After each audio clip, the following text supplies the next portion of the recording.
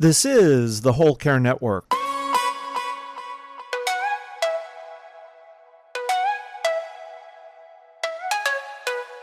Helping you tell your story one podcast at a time. Content presented in the following podcast is for information purposes only.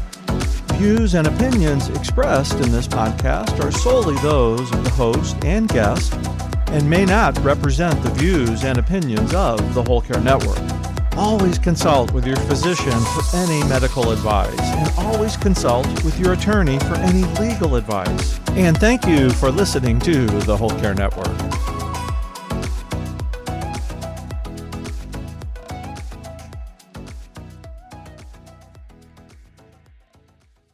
And so I am part of the story, and I need care and respite and support from what I experienced yesterday as well.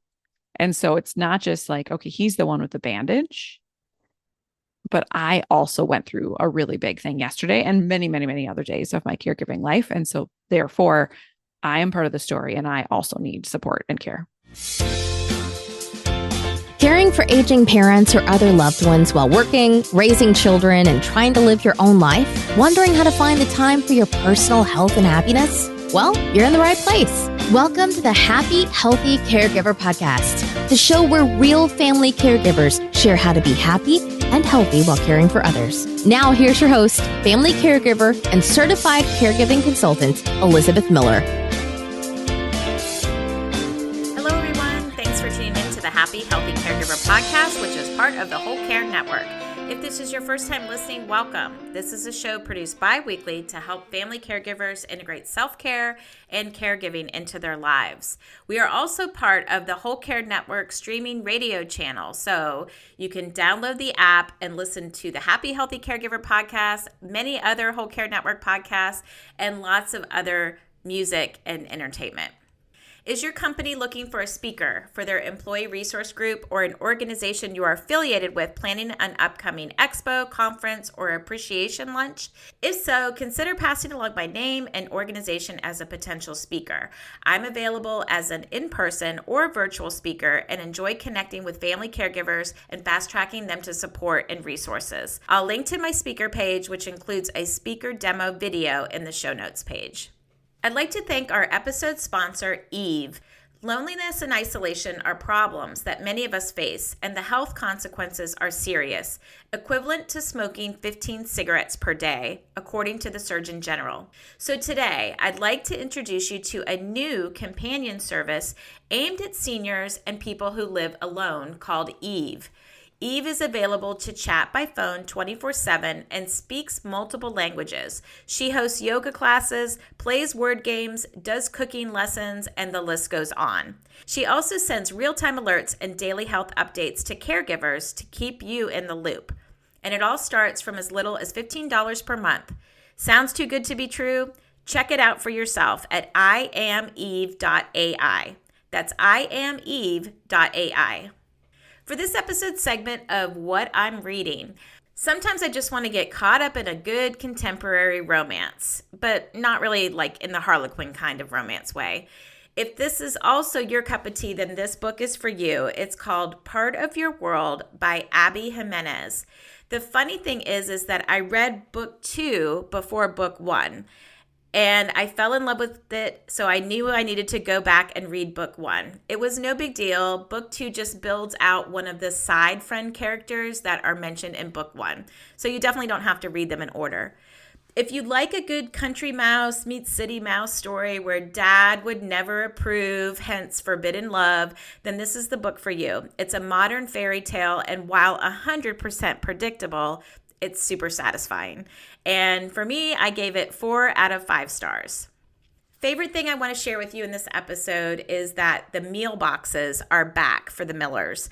My husband and I have missed the ease, the convenience, and really just the general health benefits of the boxes of meals that come portioned for just the two of us. And we can just easily prepare them in less than 30 minutes. I signed up again for Green Chef, which out of the 3 or 4 different meal subscription companies we have tried, we have liked this one the best. One thing about these meal kits is that when you deactivate, they beg you to come back. So we got a really nice discount to return to Green Chef with the savings off of the 8 boxes. And I first selected 4 nights of meals, but it seemed like that was just too much for us. So we just went back to 3 meals per week. So when Jason's traveling, which he sometimes does for work, I have enough either when I make it for dinner to have a leftover lunch the next day, or sometimes I just make it for lunch. So I'm going to share a referral code in the show notes so you can get free meals and test it out if this is something that you're looking to just kind of change up your routine and try out different things and not have to think a lot about it. Let's meet today's caregiver in the spotlight.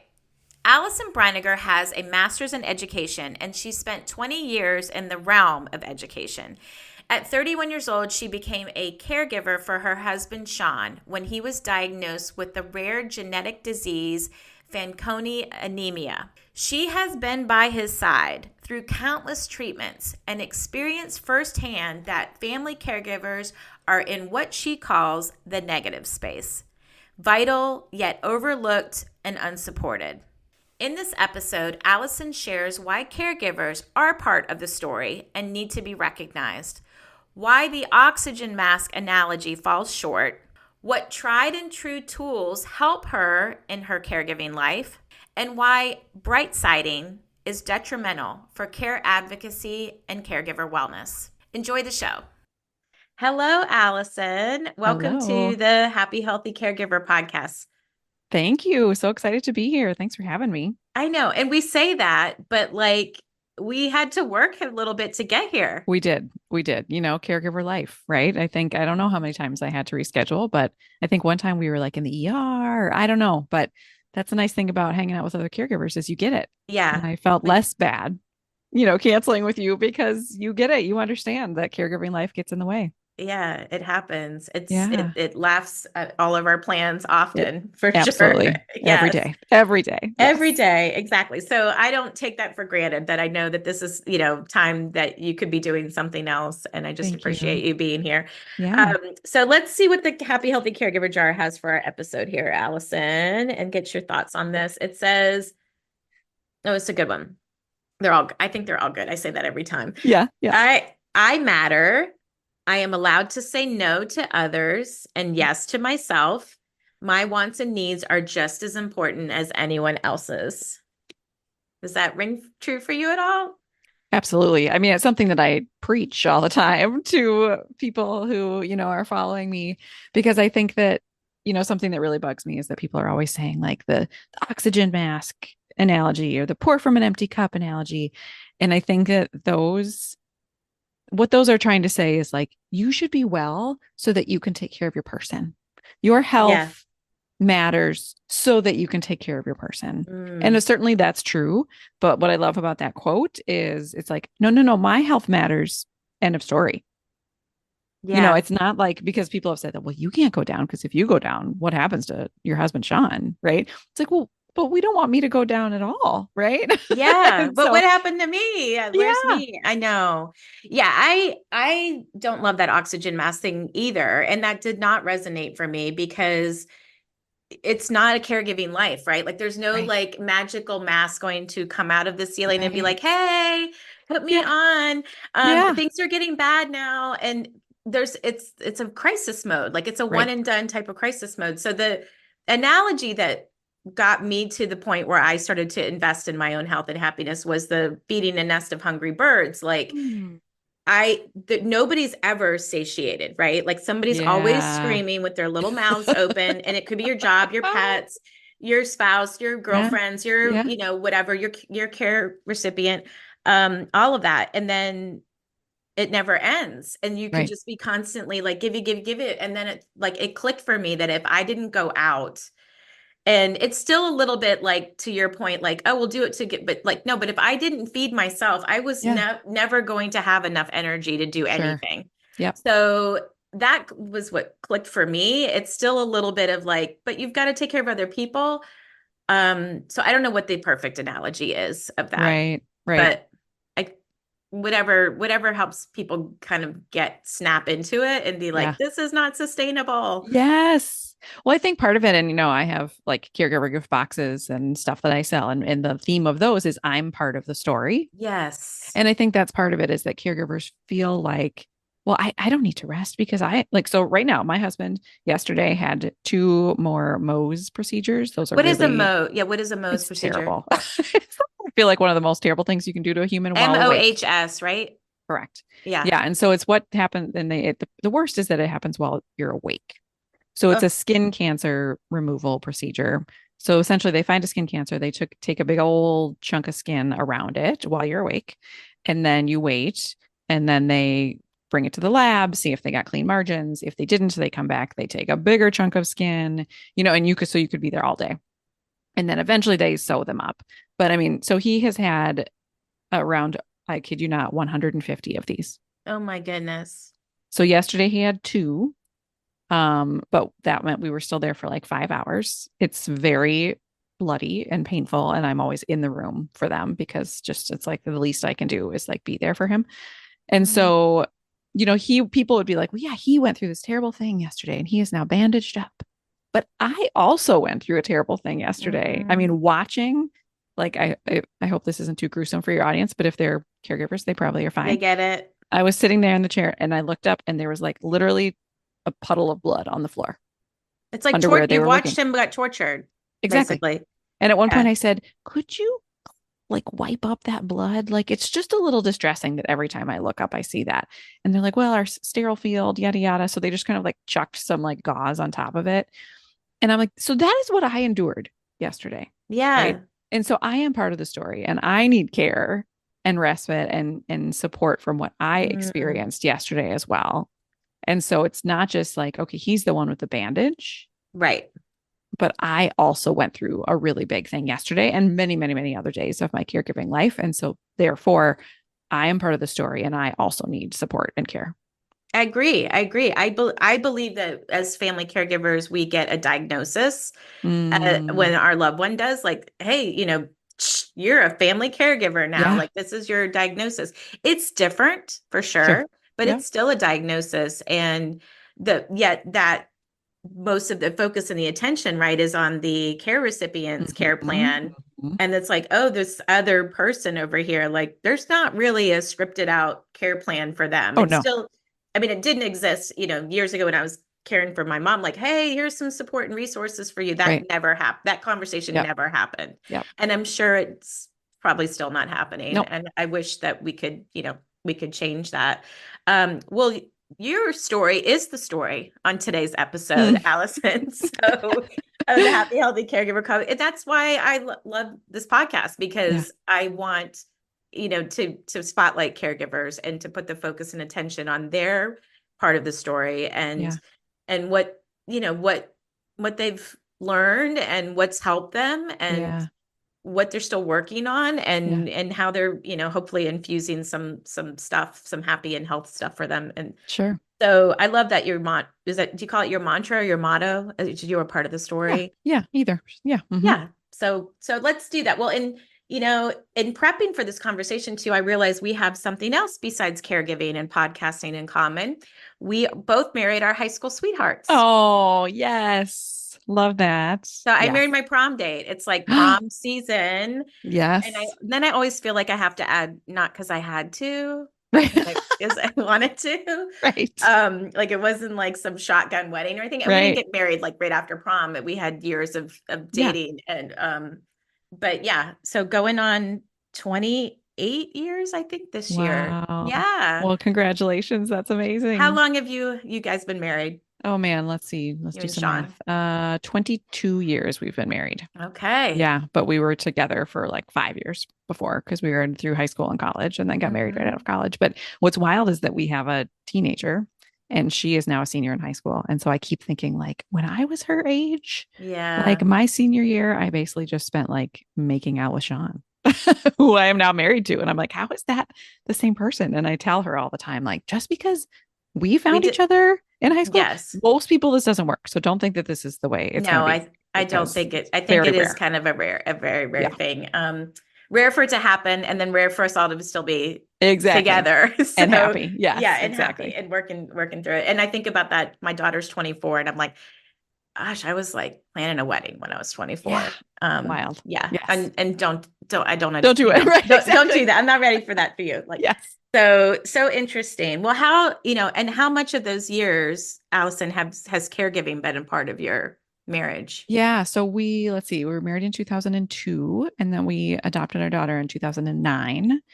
And then we had her for about 1 year before some of his weird symptoms started coming. So it was 2010 is when symptoms began. And then it took us a year to figure out what was going on. So a year of back and forth to Mayo Clinic until we got a diagnosis. So I do count that first year as caregiving, even though I didn't realize that at the time.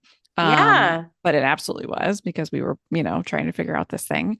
But 2011 is when the big diagnosis came, and then it's just kind of been like nonstop since then. So 13 big years. Oh my goodness. Yeah. While working, raising kids and Yep.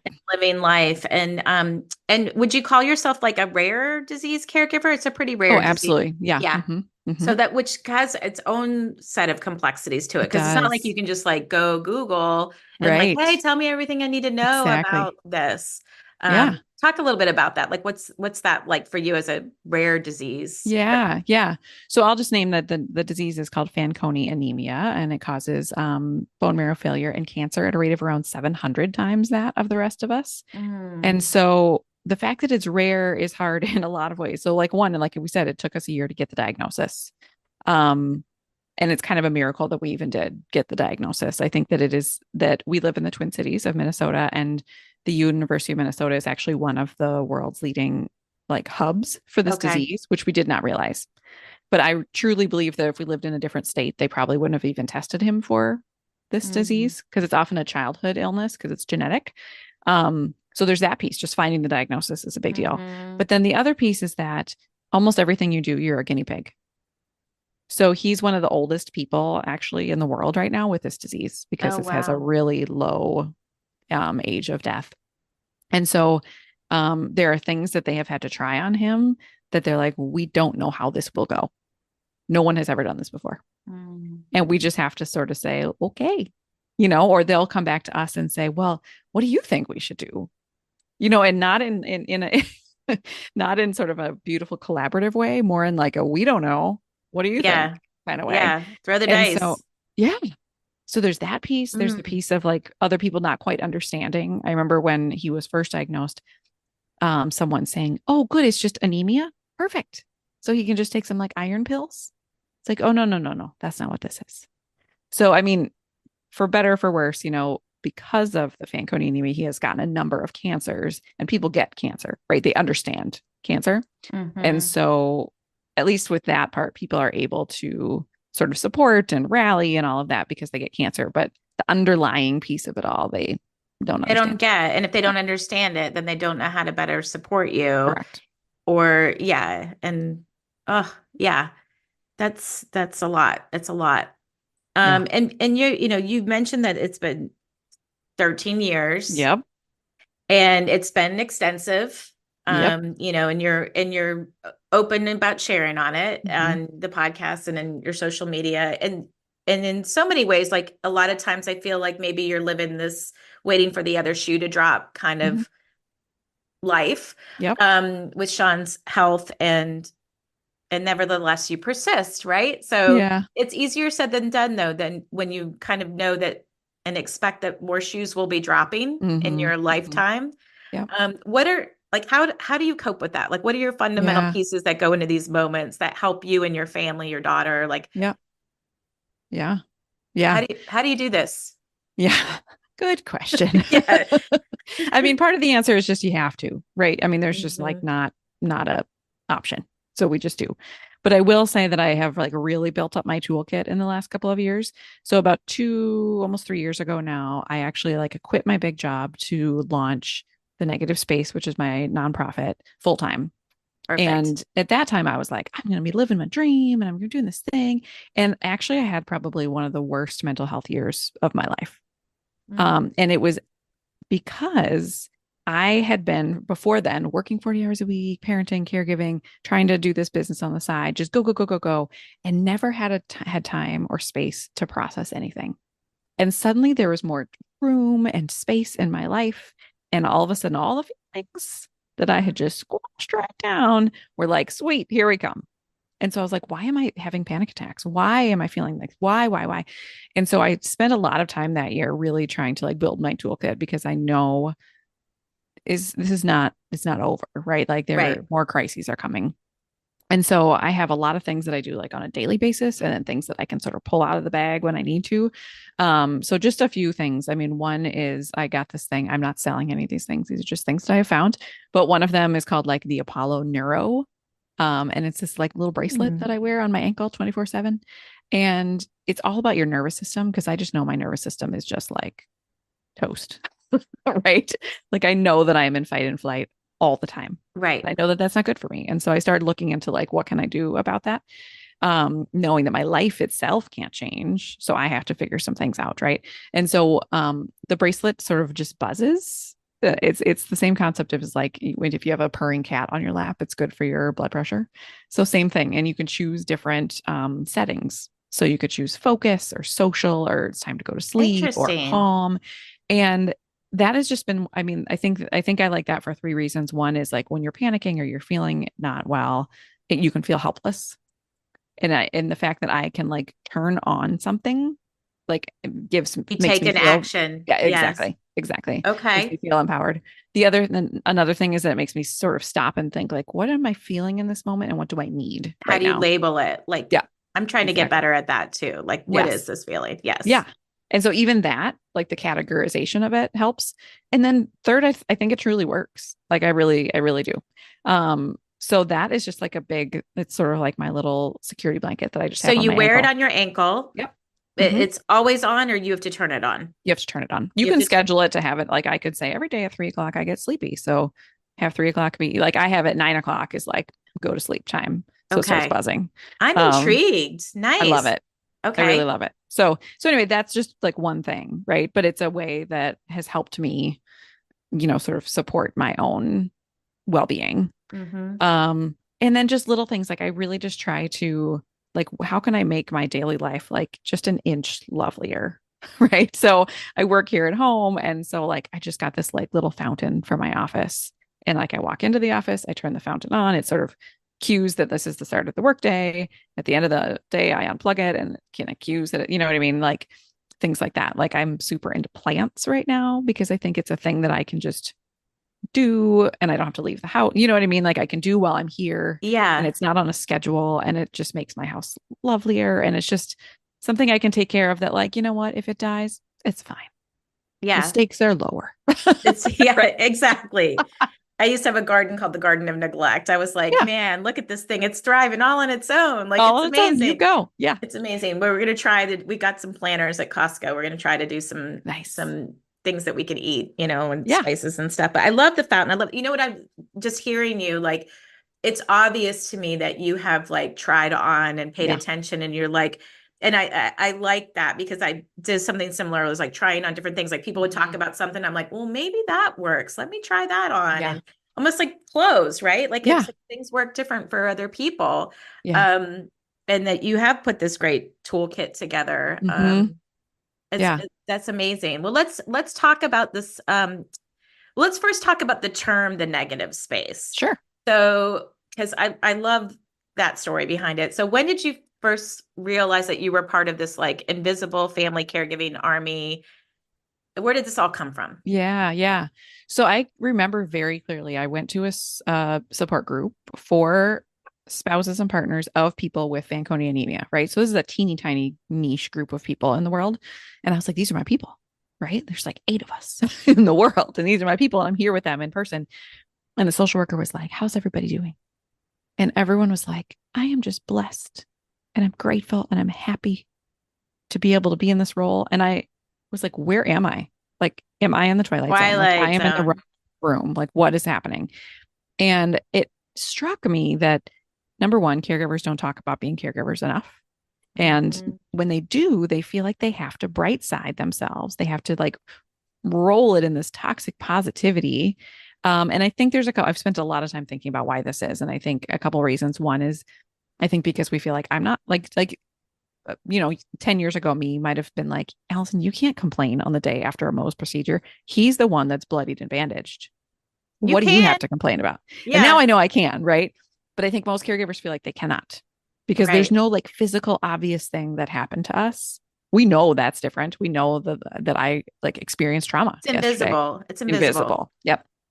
And so I think that's one piece is we feel like we're not the one who got sick or had the procedure or whatever. So therefore we can't complain.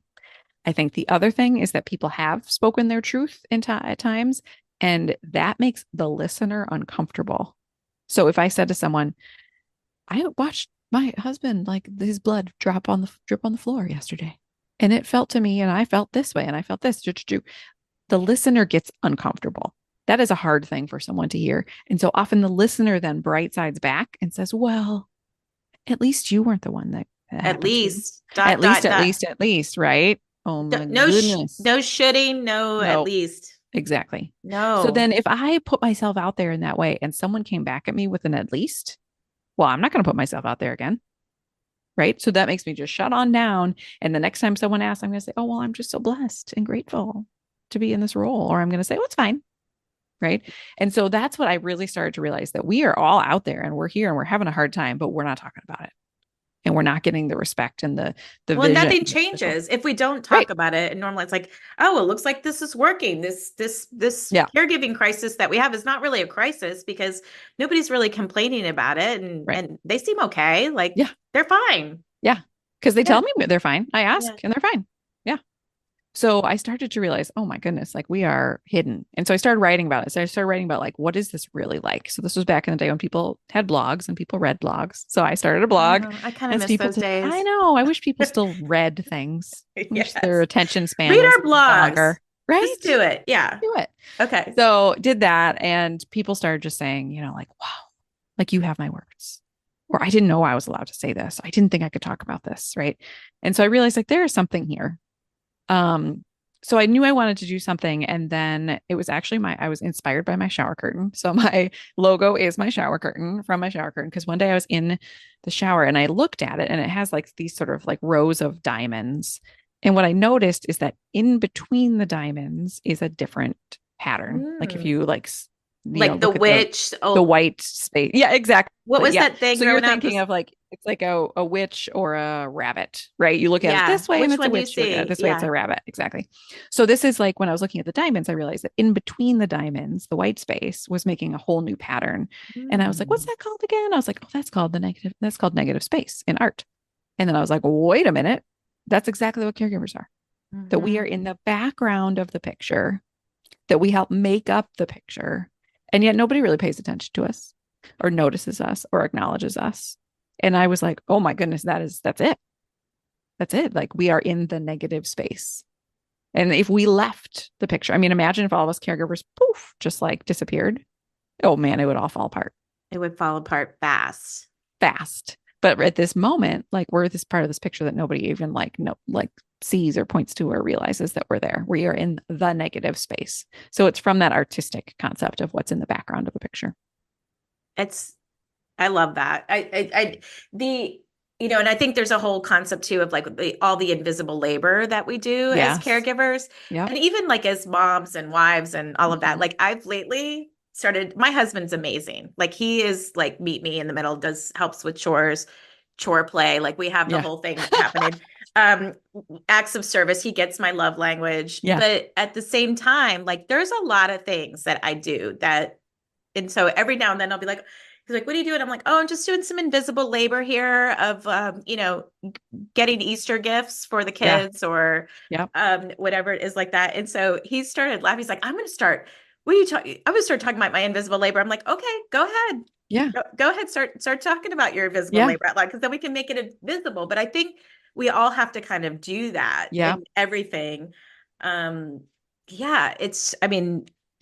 remember like, pushing mom in on the wheelchair and like dragging her walker behind me so that once we got to the spot, she could do the walk. And I'm like, you are like invisible. It is just so crazy. So talking about it, and I think blogging was super helpful for me too, is like the more I talked about it, the more we could process it and give us the space to do that and think about it. And what I found is that I saw myself a little more clearly, like the more transparent I was. And so being vulnerable and opening up space for that.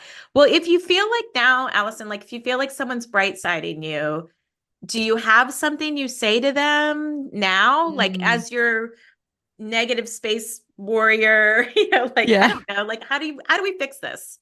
Yeah. I mean, so part of one of the parts of my mission is also my big mission is to change the way caregivers are seen and supported. And so half of that is the direct services that I provide to caregivers. But the other half is I know like it's not enough for me to just have them feel great when they're engaging with the negative space because they're in the world the other 98% of the time. Right. And so the other part of my mission is to really get out there and be educating folks. And so really trying to say to people, to medical professionals, to medical students, to the regular old person who's, is encountering caregivers every day to really be explaining to them, like, this is not helpful. Here's what's helpful instead. And so, I mean, I'm sort of trying to do that on a big picture and level. And at my podcast, at the end, we always end with hey, supporters, if you're listening, here's how you can support in this way. And so really just sort of trying to educate the masses about it and to help people realize you're doing that out of your own discomfort. And so to pay attention to like, how are you feeling? Like if someone says, I went through this hard thing yesterday, and you start to notice your own emotions coming up, to recognize like, okay, this is about me. I can figure that out later. But what does Allison need right now? What can I say to Allison that's helpful? It's not about making me comfortable. It's about making her comfortable right now. She's telling me about this hard thing. Like in that thing where yesterday or where you were watching your husband, his procedure and watching the blood drip on the floor, like what, and telling somebody about it, what could they say? Like what, let's give them some language. Like what could they say if you said that to a friend and then. Yep. I think just responding like, that sounds really hard, period. That sucks. Yeah. Yep. Or I imagine that you today are really tired, period. Right. And even something, it could be, I imagine that was a lot for you. Would you like me to come sit with you? Would you, I'm going to send dinner tomorrow night. I'm, like something not, you don't try to fix it.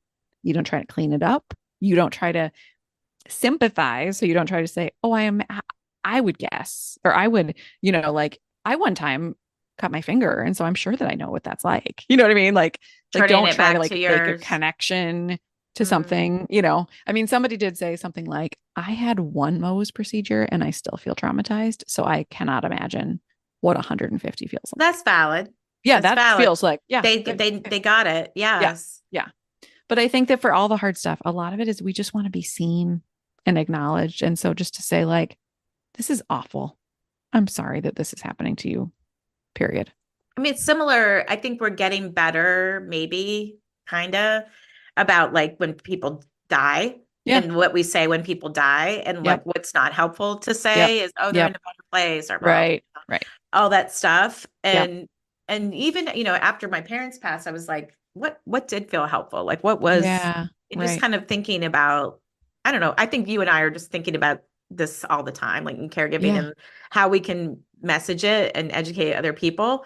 And your In Sickness podcast is a huge help for that. So talk about you co-host it. Yeah. With another care partner. And I really like the title because we all encounter some things in our marriages that we didn't see coming. We didn't intend. And I have often thought that it's like in sickness and health, right? Like the phrase of that, the marital vows.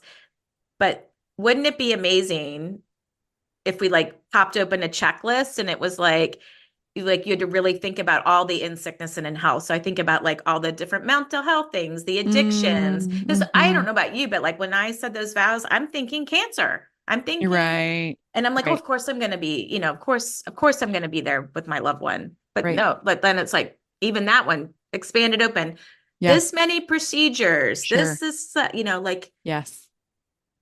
I don't know. I feel like it should be a big, long checklist, like pages. Yes. I often say if there are people, like if someone is dating someone and, I kind of feel like, and they're trying to decide, like, is this the right person? I like to say, if you need a bone marrow transplant, is this the person you're going to want to take care of you? How are they going to be taking care of you if you need a bone marrow transplant, which is, Yeah. I think, like the worst possible thing a human can experience. And Sean had that. And he had that. Yeah. Yeah. Yeah, we know. And Well, so you had that too. thank you. Yes. Yes. So I just think like it's cute to be like, oh, I want to hang out with this person and go to the park and go to a concert. Like fun, cool. You can do that with anybody. What if you're going through chemo? Is this the person? How are they going to be through that? And I think that should be part of the marriage counseling.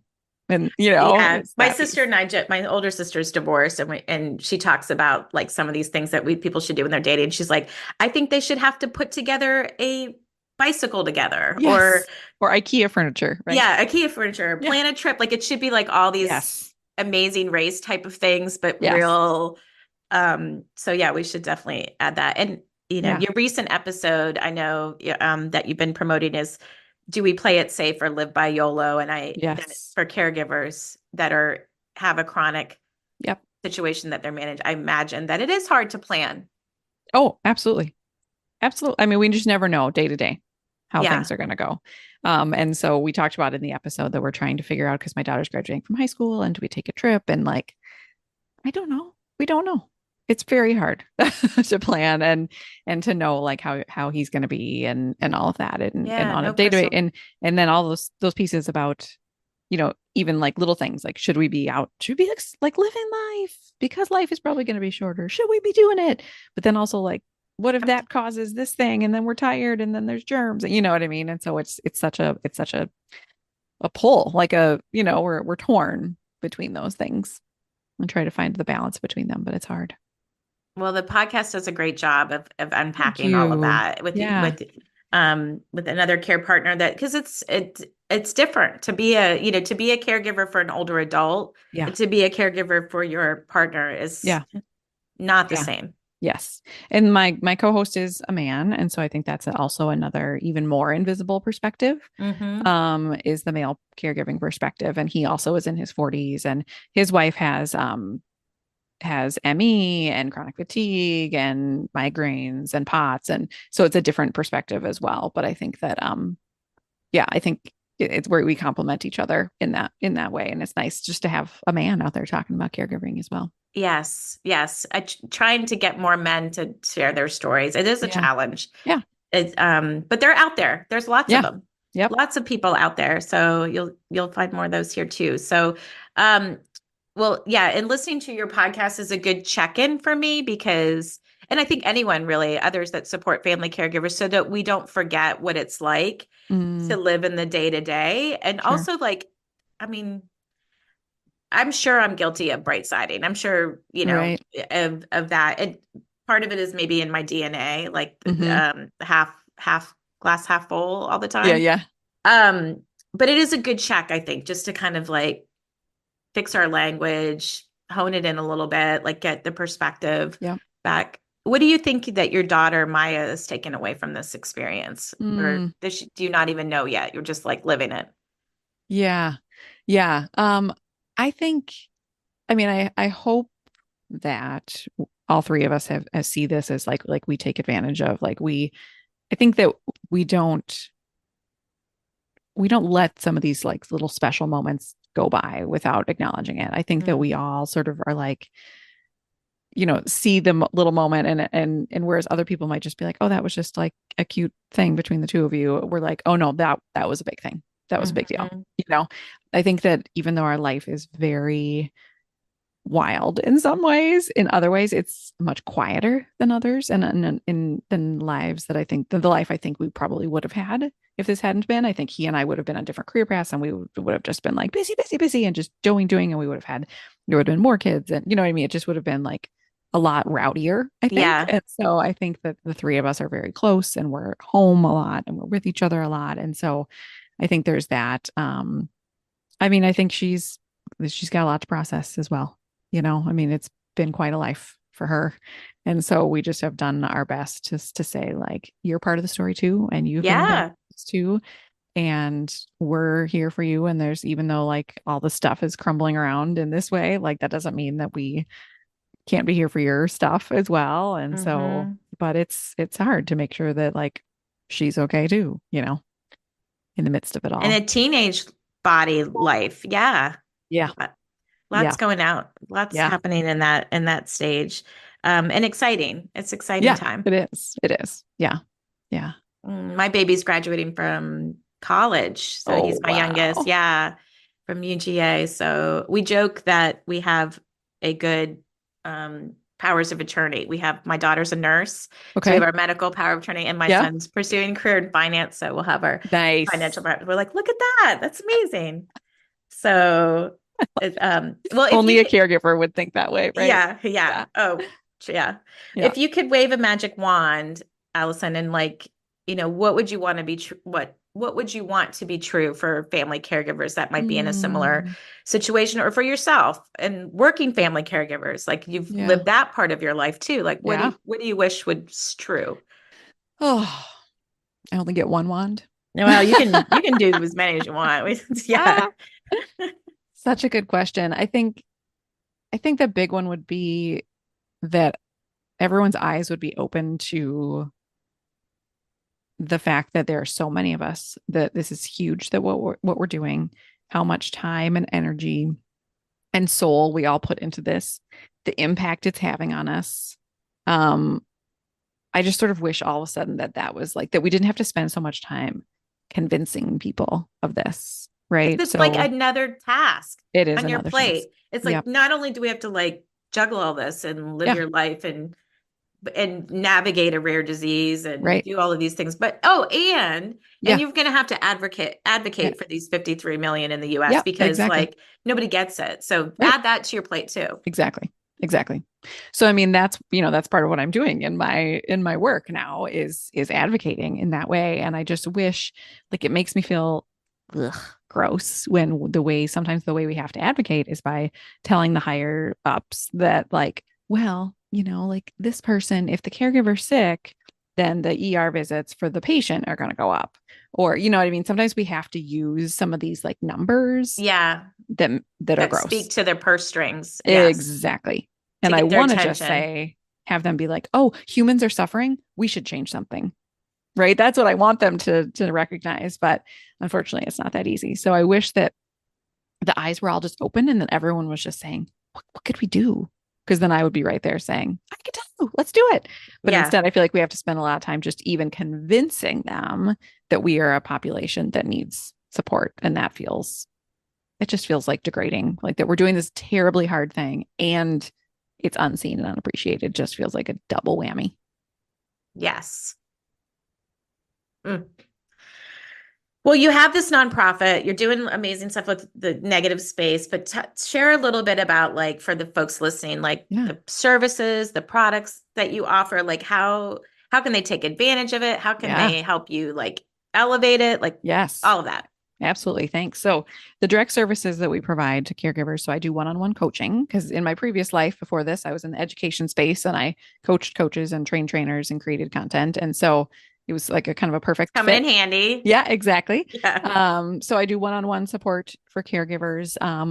We have the podcast, and then based on the podcast, we have virtual support groups that are every other week. And so they're just the most beautiful spaces. I just love it. And so yesterday the podcast came out and it was on that topic that you mentioned. And then this Sunday night, that's what the support group will be, is on that topic. So that way, if someone really listened and loved it and really had some things to say, or if it's a topic that they feel triggered by, they can skip that time. So they kind of know what they, it's a pod club almost. It is. It's like a book club. Exactly. Yeah. But you only have to listen to an episode. It's amazing. Yeah. And even we say you don't even have to listen because most people have experiences with those topics anyway. So we can say it's not a prerequisite. We don't have to give them homework, So we have the support groups that are virtual, which are great. And those are every other week online. And then I try to be on social media doing both, pictures of yesterday, here's what this looks like to be a caregiver today. So really kind of behind the scenes so that people can understand caregiver life, but then also education type things, right? To say things like, hey, it's National Caregiver Day. Here's 5 things you could do for the caregiver in your life. And so sort of a combination of those things, as well as sort of building community so that I can say what do you all think about this? And it's a space for people to talk about it. I have these caregiver gift boxes. So I talked about that the theme is I'm part of the story. And so those come in 2 different sizes, and you can, certainly get one for yourself. Or if you're listening and you're like, I know a caregiver and I don't know what to say or do, you can just send the box. Like, I've already done all the work and all the words for that. And so those are gifts. We also, I'm super excited right now, have a partnership with Hope Lodge through the American Cancer Society. The Hope Lodge is a place where people who are experiencing cancer can stay if they need to get treatment far from home. Okay. And it's kind of like a Ronald McDonald House, but for adults. And so typically when people check in there, the person receiving treatment gets like all this swag, and the caregiver gets like a folder of paperwork.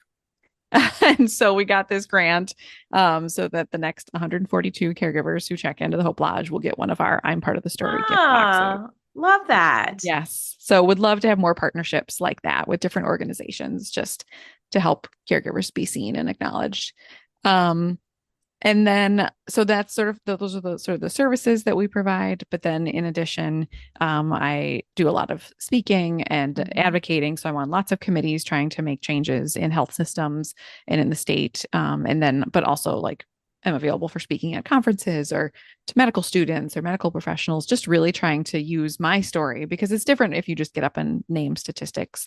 But when I have pictures of, like, this is me, like, sleeping in a chair in the ER.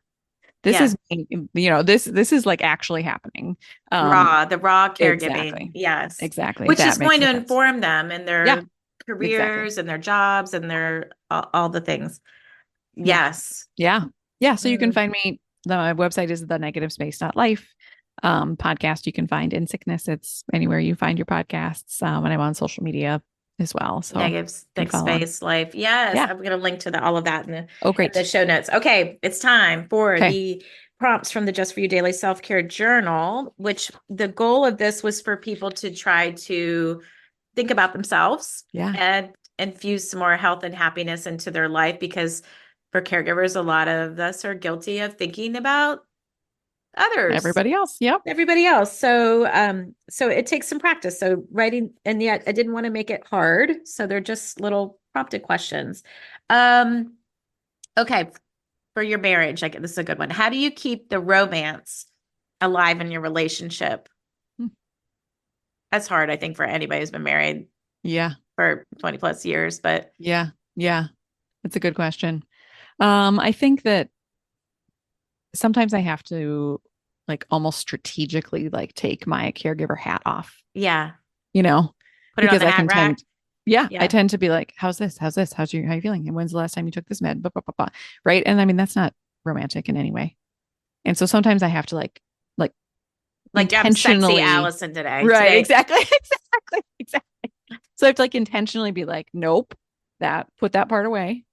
And just, like, engage in it. And sometimes it's, like, about leaving the house, because, if we're here a lot, and you know what I mean? Like, if we're just in the same spaces where typically medical stuff happens, it's like, okay, let's go out into the world. And even, like, taking a walk sometimes, just, like, trying to do things that get out of the routine, and put us in different spaces that it's not, because otherwise we just end up going to the doctor and talking about doctors. And that's nothing romantic about that. No. And I think that trying new things is a good thing. It kind of heightens all your senses. I know I enjoy doing that. We love to try new restaurants, or it could be ordering in. It doesn't have to be sophisticated, but I mean, it does take, what I heard you say though, is it takes intention. Like, it's not just going to just magically happen. Like, lately I've been thinking, like, when's the last time I kissed my husband? Like, I just need to kiss, like, every time I walk by, at least in the beginning and the end of the day, like, hey, I still feel something for you. Right. So, right. Yes. Oh, I know. It's a lot. What's your favorite time of day and why? So I have lately become, like, really into, like, evening. So, like, 7:30, 8:30, because it sort of feels like, I feel like during the day, I feel like I should be doing things. And I feel like for some reason, when I get to that time, I'm like, done. No more. And I'm all about all the coziness. And so I have an electric blanket that is, like, my favorite thing. And I turn on the electric blanket and I get in bed, and I am getting to my old lady stage, apparently, because I've started embroidering, which it's not like little doilies. It's, like, very cute, Are there kits for this? Yes. Do I need to try this? You absolutely need to try it. What's the kit? 100%. Is there a brand or There's all different kinds of brands. I can send you some, but so I didn't know how to do this at all. And I just found a kit. Actually, I bought it as a gift for someone, and then it was still sitting in my house and because it wasn't her birthday yet. And then I was like, I'm going to do it myself. So that's how it all happened. But now it's just this like very soothing thing. And so I used to read in bed, but now I listen to audiobooks. And so I've got the earbuds in. The dog like lies at my feet. I've got the electric blanket. I make the tea and I stitch, and it's so lovely. And it just feels, because I think otherwise, no matter what time of day it is, it feels like I should be doing something. And for some reason, like by that time, I'm like, nope, done. I'm done. You're off duty. Lovely. Yeah. And I've turned my little, kid. Yeah. I'm like, I'm off duty at 9:00. Don't bring me the forms to sign. Don't no, I'm off duty. Done. Yep. Exactly. Oh, I love that. Well, what a nice ritual that you have. And I'm intrigued. My daughter's been knitting, I think. I don't think she's doing embroidery. She's not telling me a lot about it. I think it's going to be a gift for me, I think. Nice. So nice. Yeah. And I haven't seen her. She lives in Chicago, so I don't really know what it's all about. But I've been seeing this little wobbles. Yeah. What is that embroidery? What is that? No, I think that's crochet. That's knitting. Knitting. I don't even know. I used to do cross stitch. This embroidery is sort of like cross stitch, but without the little X's. Okay. So yeah, I have a couple Christmas ornaments that I have done in the past. So I'm definitely I love a DIY kind of thing. Like I was scrapbooker. Yep. Getting my hands into stuff, like doing like crafts, puzzles. I love it all. Okay. Where would you go if you went on a dream vacation? Ooh, my brain went to like tropical. Yeah. I love water. I love being by large bodies of water. Mm-hmm. I'm in Minnesota, and so we have Lake Superior. And if I had my wish, I could just live on Lake Superior and just stare at it every day. So the Great Lakes are amazing. I don't know if I've seen Superior, but it's the best one. Yeah, obviously, probably Superior. Yes, it's the best. It's Superior. Yeah, exactly. Yeah. That's why. Yeah. I mean, it's like the ocean. It's like being by the ocean. Yes. And so I just feel like I'm a different person when I'm on the water. That's why I got that little fountain for my office, because I had a moment where I was like, I want to move to Lake Superior, and I was like, can't. I guess I'll get a fountain instead. Yeah. So I think I would, in this moment, because we're still sort of in winter here, I would go somewhere tropical, like on the ocean, beach, warm, cozy bed, that, room service. With your electric blanket, you're good. Yeah. You're good. I hope I wouldn't need it there in this tropical location, but if I did, yes.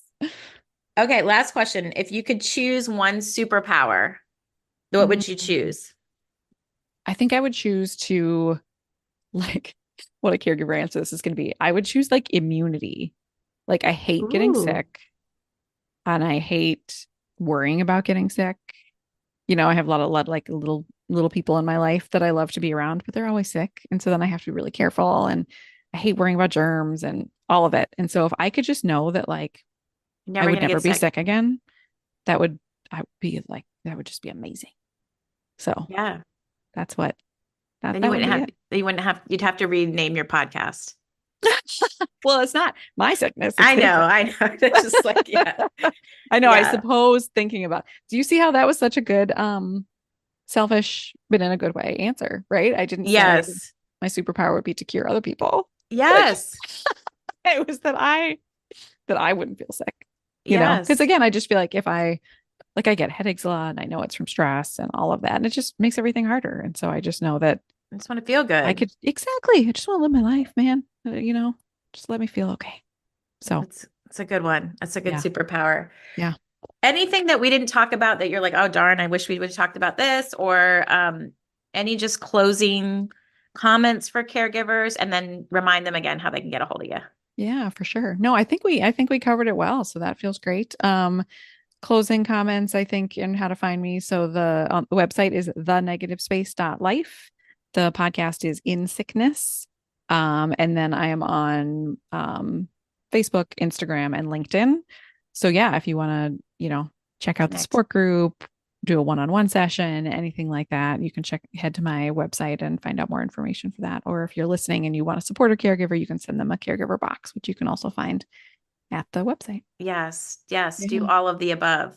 Amazing. Well, I loved our conversation. Yes. I just love them. I mean, I love your voice in this space because we need more of that. Yeah.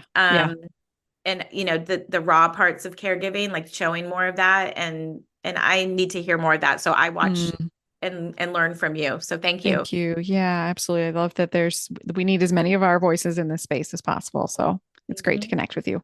Thank you. If you're a fan of this Happy Healthy Caregiver podcast, then you're going to love Confessions of a Reluctant Caregiver podcast, which is also part of the Whole Care Network family. Join sisters JJ and Natalie, who offer a candid, unfiltered space to confess the good, the bad, and the ugly of being a caregiver. From heartfelt confessions to insightful guest interviews, they've got it covered. You'll laugh, cry, and everything in between. Tune into the Confessions of a Reluctant podcast on your favorite podcast platform or visit confessionsofareluctantcaregiver.com. Thanks for joining us today on the Happy Healthy Caregiver podcast on the Whole Care Network. As always, show notes that accompany today's episode can be found on my website, happyhealthycaregiver.com. Just look under the podcast menu for today's episode image, and that will take you to the page with the links and information we spoke about today. You'll also find other resources on the website, along with links to purchase the Just For You Daily Self-Care Journal. When you purchase from my website, you'll get a signed copy and for a limited time, free shipping. If you've enjoyed what you heard today, consider subscribing to the show on your podcast platform. It really helps other family caregivers find the podcast, and you'll automatically receive our bi-weekly shows in your podcast listening queue. Maybe while you're subscribing, consider leaving a 5-star rating and review, or just simply talk it up on your social channels. Let's stay connected. I'm on Instagram and Facebook as Happy Healthy Caregiver. And until we meet again, please take care of you.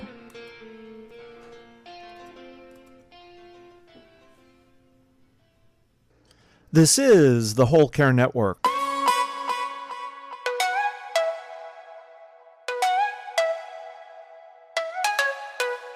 Helping you tell your story one podcast at a time.